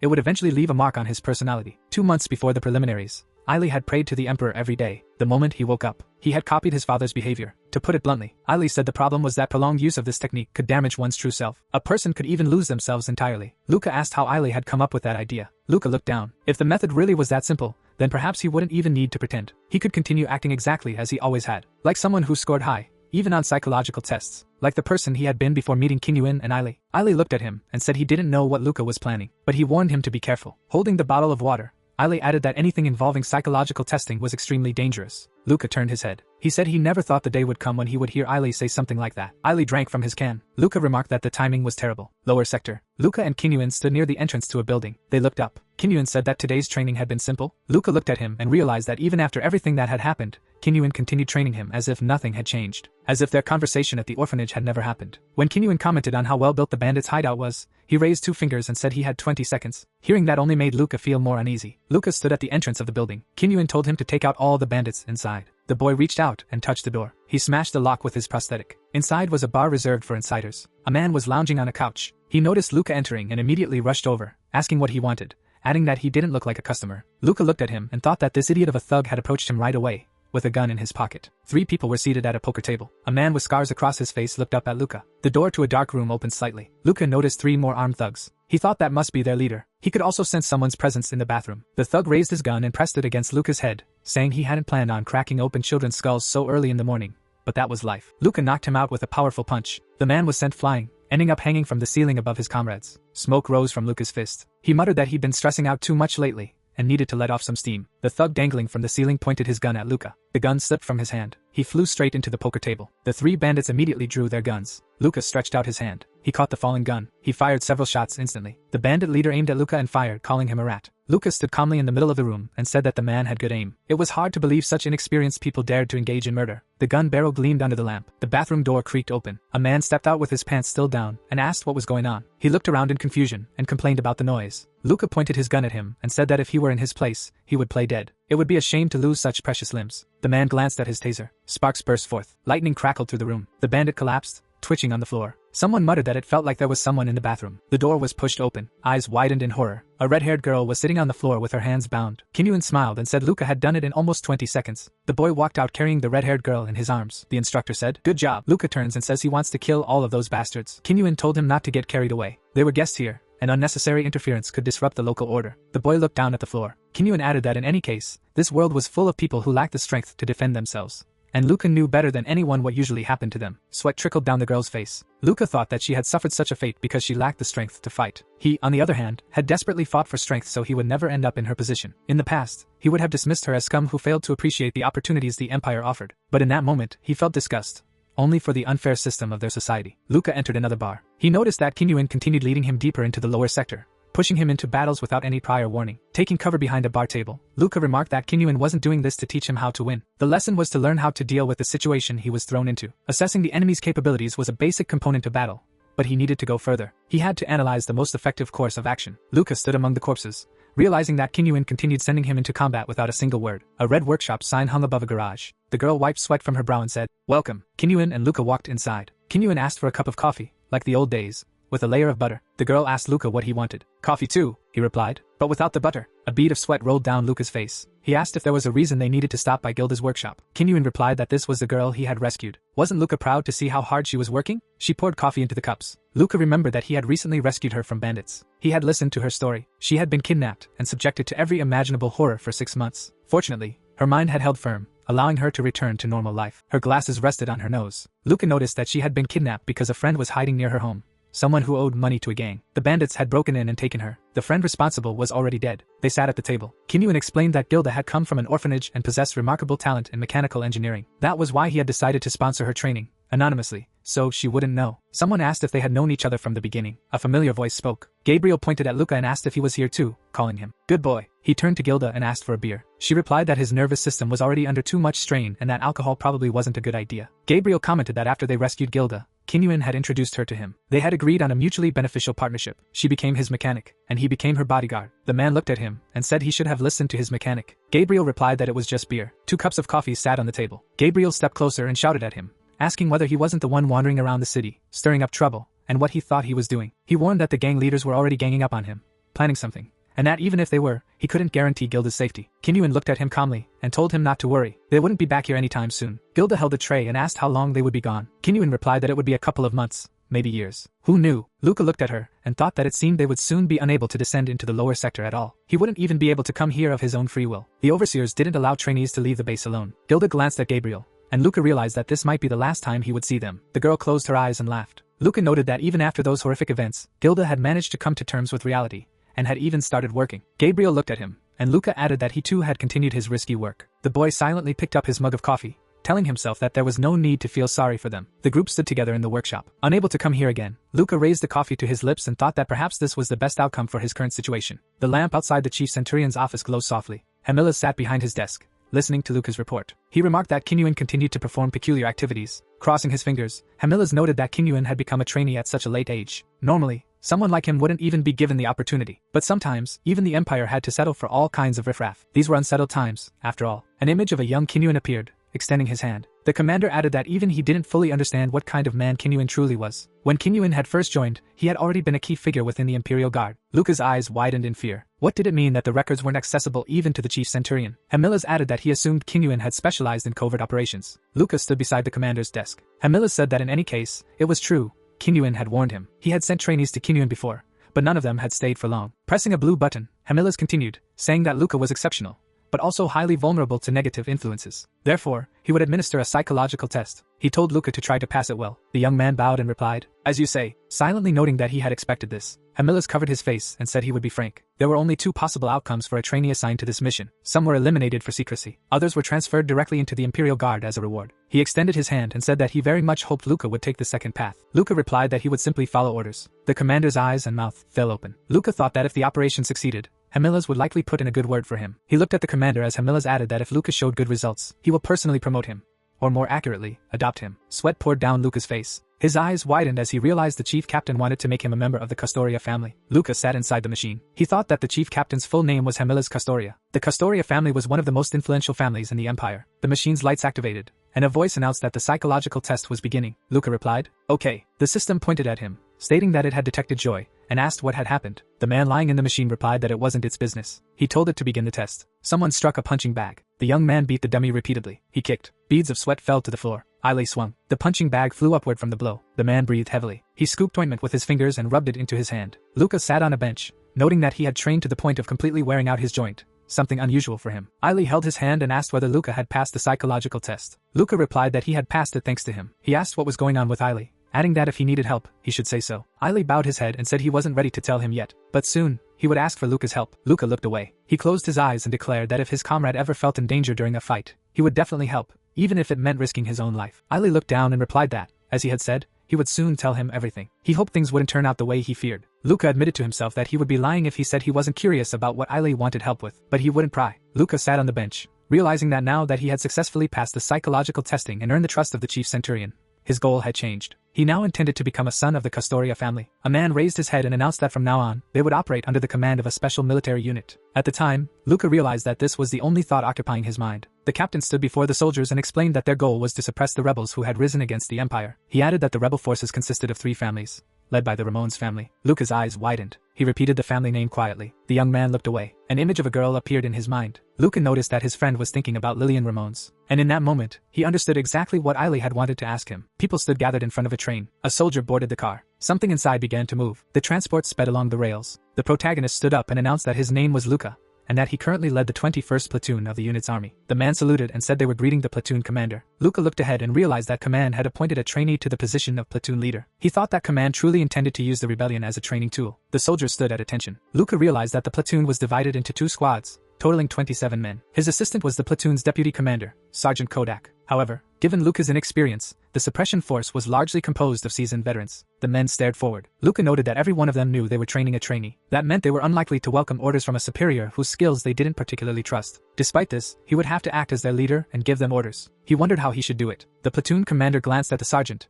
and realized he essentially had 2 options. The first was to leave everything to Kodak, because even if Luca issued unclear orders, the sergeant would handle them. That was the most obvious choice. The second option was to leave everything to Kodak. The men turned in surprise when they heard Luca announce that he was in charge. The young man stepped forward, standing before the squad, and declared that he demanded unquestioning obedience to his orders. Any disobedience would be punished. He thought resistance should be nipped in the bud with brute force. The soldiers looked ahead. The sergeant turned, trying to ask something. Luca grabbed the man's arm. Kodak flew backward toward the soldiers. They caught him. Luca asked how he dared touch a superior officer without permission, suggesting that the sergeant must think he was an idiot because of his age. The young man stepped forward and explained that he was from the lower sector, just like them, an orphan, earning a double-digit salary, very young. He asked whether they knew why there was such a massive gap between their social standings. Luca loomed over them and replied that he was indisputably superior to them all. A red aura enveloped him. He said they would soon understand this themselves, because he was the best platoon commander they would ever have. One of the men looked up. The sergeant stood and said he had made a mistake and would be more polite from now on. Luca turned away and noted that the sergeant adapted quickly. He had immediately realized Luca wasn't looking for the easy way out. The sun illuminated the camp, an Imperial army outpost near the enemy front. A ship flew overhead. The soldiers stared ahead. Someone clutched his head and pointed out that Luca had lost his temper and punched one of the squad members. Luca looked forward and replied that his assistant had been about to treat him like a child. Ailey pointed out that, in their eyes, they were children. Luca explained that his subordinates wouldn't give a damn if he acted nice. The lights went out. The captain stood before the soldiers and said he would skip the formalities. He raised his hand and announced that the rebels had holed up inside the shrine of a mystical civilization. The magical fortress was now under their control. A map of the area appeared. The captain explained that the region was enclosed by a domed, extremely dense barrier that functioned as a shield of defense. Magical turrets had also been spotted,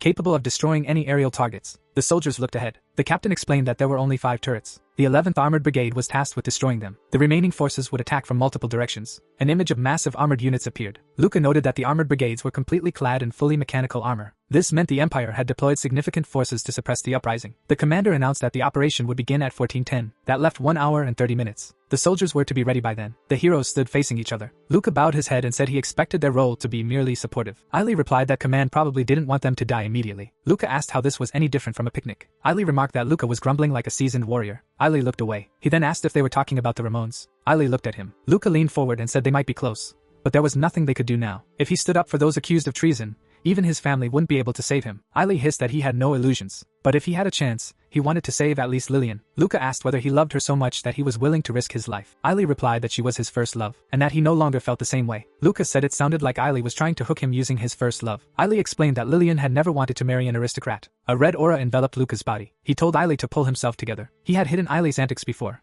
but this was going too far. Trying to save Lillian was incredibly dangerous. If caught, Eileen would be executed on the spot. Luca steps away and told him not to try anything stupid. He said to consider this a warning. Eileen bowed his head and said he understood. Luca turned away. He realized that the damn Archie's Victima had immediately revealed a lie. Eileen still planned to save Lillian. An image of a girl appeared in Luca's mind, and Luca silently declared that whether his comrade accepted it or not, for Eileen's sake, Lillian Ramones must die. Luca looked up at the sun. Amid all the chaos, he hoped, no, he begged, that she would never cross paths with Eileen alive, as desperately as he desired. He sat and reflected that the most important parts of the body were the head and the chest. He glanced at his helmet and added that as long as those two areas remained intact, Imperial soldiers would not truly die. As long as he could breathe, and as long as blood nourished his brain, the Empire would bring him back to life through cybernetics. The sergeant addressed him. Kodak bowed his head and said that he was well aware of Luca's abilities. He had carefully reviewed Luca's statistics from his superiors. The vehicles continued moving. Kodak added that when they engaged in battle, Luca should listen to his words. He had served the Empire for 10 years, and his advice was not without merit. He might not be as gifted as Luca,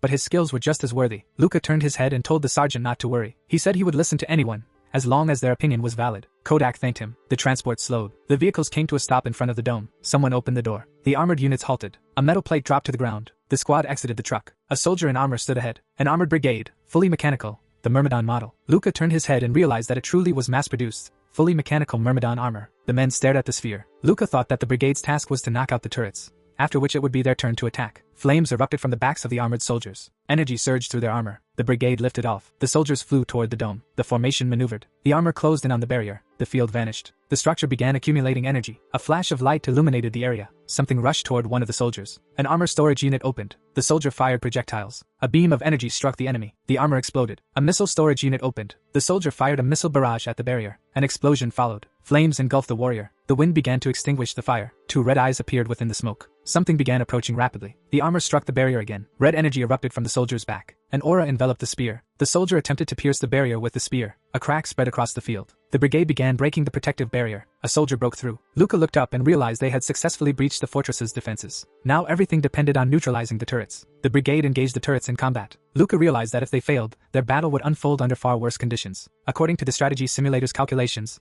the approximate time required to destroy the turrets was 1 minute after the invasion began. The squad watched the battle. Luca realized that if the Myrmidon unit failed, the suppression forces would be forced to enter as they were, and pay the price. A black screen appeared. Static flickered across it. The outpost smoked. A voice announced that the turrets had been neutralized and that it was time to proceed to the next stage of the operation. The men cheered. Luca explained that the battlefield was a brutal and dangerous place, but it was also a place where a man could savor an adrenaline rush. Luca glanced away, thinking that he liked being driven by ambition and the thrill of such moments. Without it, he would have gone mad long ago. The squad stood. Luca announced that they were moving out. He realized it was his turn to test his strength. A visualization of the Empire's assault appeared. The plan was to attack simultaneously from multiple sides, with leadership determined to defend every room to prevent a single rebel from escaping. The interface displayed the fortress's communication systems. Luca explained that the underground tunnels formed a labyrinth, hundreds of meters deep, even along familiar routes. They had maps compiled from expeditions that explored the fortress ruins, but the rebels could have modified them. They shouldn't rely on the maps. The soldiers fought their way forward. Luca ran to a door and said that the rebels must have narrowed the tunnels leading to the underground chambers to prevent the Myrmidon soldiers from advancing. Stairs descended into darkness. Fog spread through the room. Luca peered around the corner. Light filtered in through a window. He removed his helmet and said he would go first from here. Kodak immediately objected, pointing out that it was extremely dangerous in a place like this, where ambushes and traps were highly likely. Luca turned back and suggested that Kodak was afraid he wouldn't be able to handle the consequences if Luca died. The sergeant answered honestly, yes. Luca put his helmet back on. He said he didn't care what happened after his death. He didn't care if the sergeant's pay was cut. He rushed forward and repeated that he would go first. They would follow. The soldiers looked ahead. Luca felt a shiver run down his spine, as if someone was already aiming at his back. But now was not the time to worry about that. An image of a girl appeared in his mind. Luca thought that he had to find and eliminate Lillian Ramones before she met Eileen. The aristocrat raised his hand. Luca suggested that the enemy was already in the tunnels, entering from the opposite side. If they wanted to eliminate the unit trailing him, they would have to break through as well. Luca led the way, considering that he too could sacrifice his men, but he could not allow his personal feelings to take the lives of loyal soldiers. An unknown device emerged from the wall. The young man added that he would face the risks himself, head on. The sergeant shouted Luca's name. Luca bowed his head. The commander severed the trap. Luca looked ahead and realized that by using the Archie's fighting style, he had heightened his senses to the absolute limit. Sight, hearing, touch, smell. He licked his lips and added, even taste. He cut through the traps and realized that by detecting traces of chemicals in the air with his tongue,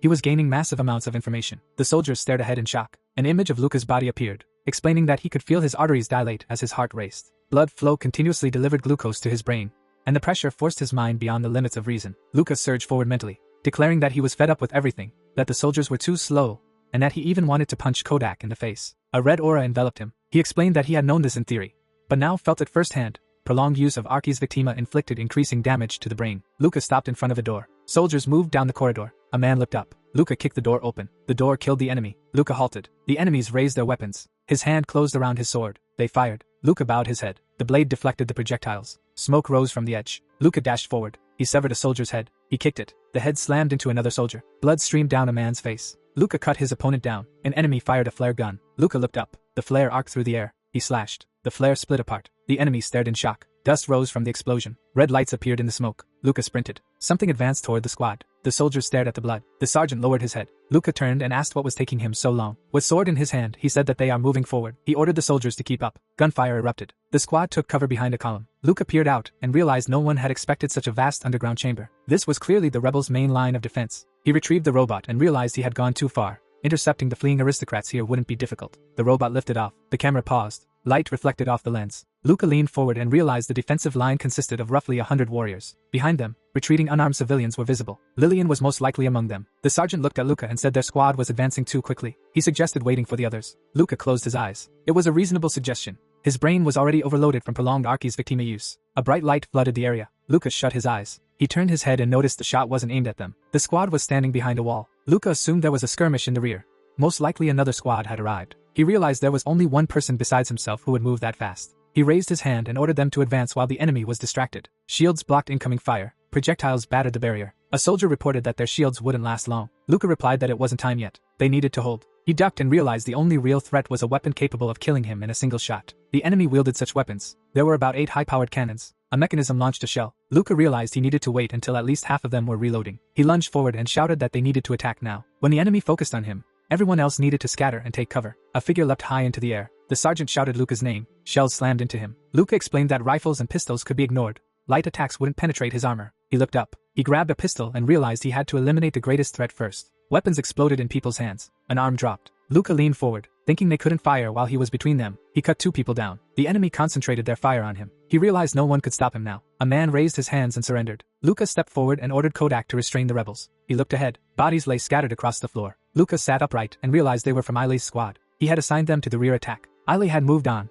sacrificing them without even allowing them to regroup. Luca clenched his teeth. His friend was so desperate that he was willing to sacrifice his men for Lillian Ramon's. An image of the Empire surfaced. Luca realized he wanted to help Eilei, but he was still an Imperial soldier. He stepped forward, understanding that choosing one meant abandoning the other. The realization enraged him. He clenched his fist and decided that if he met Lillian Ramon's, he would kill her on the spot. He didn't care if Eilei hated him. By doing so, he would spare Eilei's life and prevent him from becoming a traitor. The hero stood his ground and told Kodak to continue the arrests until reinforcements arrived. He added that they should group up and act independently, as he was now in command. A male voice called out to the young man. The sergeant looked at the hero and said that he was an excellent soldier. His combat skills had shocked everyone. The young man told him to stop flattering him. The man added that Luca's team was mediocre. The protagonist bowed his head and replied that without him as their leader, their losses would have been far greater, and that it was only thanks to him that they had achieved as much as they had. He tried to understand the crux of the complaint. Kodak replied that the young man hadn't led his men. He had broken through alone, relying solely on his own strength. The sergeant bowed his head and concluded that such methods would not make him a good leader. The hero gritted his teeth and told them to blame their own incompetence. He doubted they were capable of implementing his tactics, or even understanding them. The squad lowered their heads. The young man added that it was ridiculous. They were whining because he hadn't used them. The sergeant replied that the day would come when the hero would need the help of those weaker than him, because no one could remain at the top forever. The protagonist turned and said that if that day came, Kodak would laugh and say something along the lines of "I told you so." The sergeant said he would keep that in mind. The man looked ahead. Luca raised his hand and said he would take his first mate's advice into account. If he concluded that his methods were flawed, he would remember those words and reconsider his strategy. The sergeant closed his eyes and said he didn't think such an inflated ego could coexist with flexible thinking. He wished the hero all the best. Luca was running through battlefields, past scorched walls and empty shells. The corpses of aristocrats lay scattered about, their delicate hands clutching weapons unfamiliar to them, trying to buy time. An image of the fortress's underground communications appeared. The hero thought that something similar could surely be seen in the neighboring corridors. Most of the suppression army had successfully invaded and punished the rebels. Luca remembers when he sat beside Eilei and realized that, trivial as it might sound, Eilei wasn't just someone he could rely on in battle. He was his friend, the first person his age with whom he could share profound thoughts on equal terms. A dead soldier lay nearby. The hero noted that Eilei was simply throwing away the lives of the Empire's soldiers for his own ends. The corpse lay on the ground, and the young man thought that they shouldn't have died like this. A regular squad wouldn't risk lives simply to pursue fleeing rebels. The boy fled with the girl. The protagonist tried to understand something. Even if he was lucky enough to reach Lillian, how could he help her when she would die anyway? The hero looked ahead and realized that she was Eilei's beloved, but why should they die together? He assumed his emotions had gotten the better of him. Luca paused. A head lay in the bushes, screaming that it was giving up. The protagonist turned around and said he didn't care whether it surrendered or not. He demanded to know where Lillian Ramones was headed. The man frowned and said he didn't know where Eilei was going. An aura enveloped the hero's body. He noticed the man's pupils flicker, a common sign of lying. A hand grasped the man's head. The man screamed, begging him to stop, insisting that he was giving up. The young man leaned closer and said this was his last chance. He asked again where Lillian Ramones was headed. The man screamed that he really didn't know. The protagonist reasoned aloud that if they wanted to escape, they would need to go up, suggesting there must be another route leading upward. The man replied that he didn't know. He was only part of a splinter branch and hadn't been given such information. A finger pressed against his eye. Luca asked whether he had seen Eilei. The man replied that Eilei had finished them off. A hand tightened around his head. The man shouted that Eilei was insane, that they had been friends. But even after they had surrendered, blood gushed from the man's head. The protagonist stepped forward and said that he would have been executed anyway. It was better for him to meet his end here than to be subjected to further torture. The protagonist looked ahead and realized that he usually didn't feel guilty about killing people. But today, in particular, he felt detached from everything. The battlefield always had that effect on people. Light illuminated the corridor. Luca noticed that he could hear screams and gunshots more clearly. His hand held a pistol. Luca uttered his friend's name. The protagonist imagined himself standing beside his comrade. He explained that he had always been overcome with paranoia when spending time with Eilei. So much so that he had even wondered. A pink symbol flashed in his mind. Luca wondered what he would do if Eilei turned against the Empire. Walking down the hallway, he realized he had always postponed answering that question. But now there was no escape. He had to face the truth. Corpses lay beneath his feet. The protagonist's face was serious. Surveying the room filled with bodies, he called out to his comrade. Eilei suddenly looked taken aback. Turning around, he said that Luca was here. Examining the dead, the protagonist declared that his friend had truly done it. He had killed his subordinates for personal gain. The boys watched in horror. Looking at their faces, the protagonist realized they were members of Vigo Ramones, the head of the Ramones family, along with his immediate relatives. And Lillian was there. The enraged protagonist asked whether all of this had been for that girl. Eilei drew his blade, saying he understood that Luca wouldn't let this incident slide. With a serious expression, he told him to draw his sword. Taking a fighting stance, the protagonist declared that he would beat some sense into him. The two boys stood facing each other. Frowning, the protagonist realized that he truly had to fight Eilei. Theoretically, victory would be his if he didn't make any mistakes. But in a real fight, there were far too many unforeseen variables. His gaze was serious. Glancing at the boys, Luca noted that they wouldn't be captured easily either. As long as they restrained him, the Ramones family would be able to escape. He prepared to make a dash and reached a conclusion. He needed to kill the family first, then let Eilei hate him to the core. The embittered protagonist emphasized to himself that this way, he wouldn't have his own blood on his hands. He was taken aback when asked whether he wanted to escape with Lillian. Gunfire erupted. Luca began running. His eyes blazing, he charged toward the family. Glancing at his friend, he realized that a regular pistol wouldn't stop him. With trajectory prediction active, aiming felt as slow and precise as moving through syrup. Red lines illuminated his armor as Luca reasoned that before today's mission, he had increased the speed and frequency range of his cybernetic signals. He suddenly accelerated. The boy couldn't stop him with a standard shot. The boys pointed their guns at him. A stunned Eilei screamed at them to get away. The protagonist found himself directly in front of one man. He cut him in half. A bullet flew toward his back. Luca brought his blade forward in time. He deflected the bullet. Its trajectory changed. The bullet rebounded toward another boy. Luca lunged at the remaining men. A white-haired man, dumbfounded, screamed for him to stop. The protagonist pierced his head. The enraged boy swung his blade again. With a serious expression, Luca noted that only Lillian remained. Glancing at his friend, he realized he had plenty of time to kill her, even if Eilei caught up to him. Noticing the girl, Luca reflected that she had once come to him with an offer to date. He would never forget her, at least not until he completely freed himself from the guilt of killing her. He lunged toward her, emphasizing that her death would be painless. That was the most mercy he could offer. He stared at her. The boy's pupils dilated. Tearful, Lillian began to smile. A stunned Eilei called out to his comrade. He shoved Luca aside. The two fell to the floor. The girl watched them. Luca struggled to restrain his friend. Gritting his teeth, he listened as Lillian spoke. Her relatives were dead, and she was enjoying herself. The protagonist was taken aback by her answer, though it was unsurprising. She was finally free of their influence. They had always treated her as nothing more than a tool for marriage contracts. Kicking Eilei away, Luca demanded to know what nonsense he was spouting. He rose to his feet, wiping blood from his face. Luca told him to stop his senseless resistance. This woman was still a traitor. Lillian hugged Eilei as he trembled, insisting that Luca knew nothing. The families accused of treason had never rebelled against the Empire. It had merely been an excuse to eliminate them. Looking at the corpses, Lillian asked whether Luca now understood how flimsy the defenses of true traitors would be. If they had genuinely intended to rebel against the Emperor, they would have contacted Bellato or Cora, instead of trying to fight alone. Perplexed, Luca realized she was right. Images surfaced in his mind. Gunfire. The difficulty of invading the magical fortress. Yet everything had gone far too smoothly for the three families accused of plotting a coup. Their forces were insufficient. If they had truly planned rebellion, Bellato or Cora would have gladly provided support. In his thoughts, Luca asked himself seriously, so what of it? Watching them, he concluded that even if it were true, it changed nothing. At this rate, he would simply die alongside Lillian. The girl turned her gaze toward him. Helping Eileen to his feet, she explained that her father wasn't innocent either. He had been secretly researching an ancient artifact. Eileen shouted that now was not the time. Luca froze. Lillian produced a blue cube. She declared that this ancient relic was the real reason the Empire had turned against her family. It allowed control over the ancient fortress. Frowning, Luca asked why she was telling him this. She replied calmly that he hadn't tried to kill her out of guilt, but because Eileen would have hated him for it. Luca was shocked. Looking at him, Lillian said he should have realized by now that the Empire was preventing Eileen from living the life he dreamed of. She stepped closer and said there was one choice that would satisfy them all. Holding the artifact, she explained that it could activate a teleportation device deep within the fortress, allowing them to escape the Empire's grasp. Her gaze was serious. Lucas stared at her in disbelief. Standing across from her, he asked about the teleportation device. She replied that one had been installed in the tunnels, an escape route in case the fortress fell. She told him he could kill her if he believed she was lying. She also said she didn't want to watch Eileen die trying to protect her, but if they activated the teleportation device using the relic, they would survive. Looking at the corpses around them, Luca listened as she explained that they could escape the Empire, and he could simply claim he hadn't seen anything. Luca asked whether the Imperials might have already seized the device. Lillian replied solemnly that only a direct descendant of the Ramones family knew the way. Deep underground, they would be safe. Lowering his gaze, Luca admitted to himself that the offer was tempting. He didn't care whether the girl lived or died, but memories of Eileen flooded his mind. For his sake, Luca was willing to attempt the best possible outcome. He had always wanted to break free from the Empire, and his current path would inevitably lead to destruction. On a battlefield like this, erasing traces was easy. Declaring someone dead or missing was trivial. He touched his chin. The boy sheathed his blade. Eileen stared at him in shock as Luca told him that all he needed to do was promise one thing. If the teleportation device didn't work, or didn't exist, Eileen was not to interfere. Luca spoke seriously. Eileen had heard her words. She didn't want him to suffer because of her. Eileen stood there, stunned by what he had just heard. He made the promise. He rose to his feet. The group began descending the stairs. The protagonist raised his hand, frowning, realizing that he had been completely mistaken. Not only had he failed to stop his friend, he was now actively defending the traitor, Lillian Ramones. If anyone saw them like this, they were all doomed. The protagonist turned around when he was told to wait. Lillian wiped the blood from her lover's face, telling him to clean it off before it dried. Blood streamed down Eileen's face. Closing his eyes, the protagonist asked why they hadn't gotten married already, since they would be incredibly lucky if they made it out alive. The two exchanged glances. The shaken girl apologized, saying she hadn't thought things would turn out like this. Eileen looked at her and said there was nothing to worry about. She had told him about how the outside world truly worked. That knowledge had completely changed his worldview. Thanks to her, he understood the source of his disillusionment. Smiling faintly, the boy said that if she hadn't been there, he would have gone mad long ago. He had understood many things. He wasn't strange, just different. Watching them, Luca came to a conclusion. It was Lillian who had instilled in Eileen these irreconcilable ideals. He imagined beliefs spreading from person to person like a contagion. If those ideas spread further, the Empire would be corroded from within. He envisioned the Empire's crest crumbling. If such ideas were allowed to spread, the Empire would fall,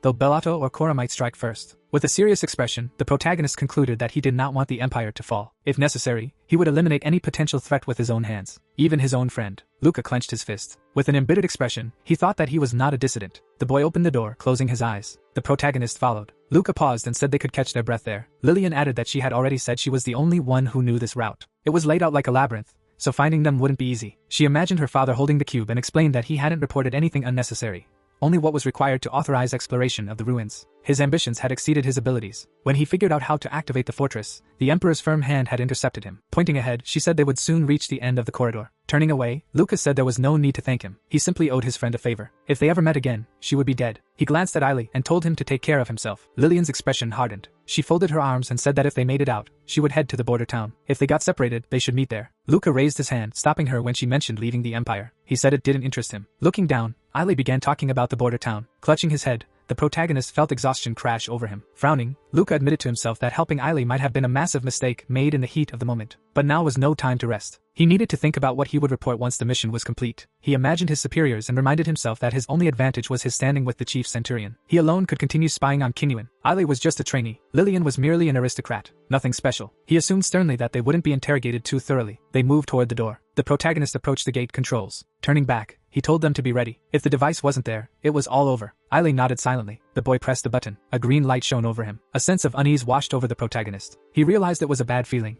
and he needed to understand why. The doors opened. Luca reasoned that he knew the answer was right behind them. Stunned, he noted that the brightness inside wasn't strange. Activating the fortress automatically turned on all the lights. He shut down all his senses except smell. Closing his eyes, he focused. The first thing he smelled was blood, then machine oil, iron components. Biting his lip, he realized he couldn't smell people. He opened his eyes. Robots stood before them. Luca knew instantly. It was over. Looking at the warriors, he realized he would have to risk his life to defeat even a single unarmed Imperial guard. Then another thought struck him. He imagined Lillian being captured. The worst possible outcome would be her being taken alive. Unlike him, she hadn't been trained. She would break under torture. She would reveal everything. Their unauthorized actions would be exposed. He imagined a vision of smiling boys. It shattered. He had wanted to help them escape so Ailey could live the life he dreamed of. But it had been nothing more than a foolish fantasy. Now there was only one path left. He had to deal with Lillian himself, here and now. Suspicion might arise, but they could fabricate a plausible explanation. He didn't know whether he could remain calm if he witnessed her death. If he attacked the guards, they were all doomed. The warriors watched them closely. They turned. The protagonist looked away. Was it now? Or never? A gunshot rang out. The bullet pierced her head. Luca froze in shock. The guard lowered his weapon. Lillian's body fell. Smoke drifted from the pistol's barrel. Tears filled her eyes. Ailey stood holding a pistol. Her body lay motionless on the floor. The warrior asked what the shot meant. Lowering his hands, Ailey said he had carried out the sentence on the hostage. She was no longer useful. The guard approached, asking why they had taken her along in the first place. He warns that Ailey's answer will determine their next actions. Luca was stunned. The robots passed him. He looked away, shaken. He bit his lip. The warriors surrounded Ailey. The protagonist stood silently, watching. The floor was soaked in blood.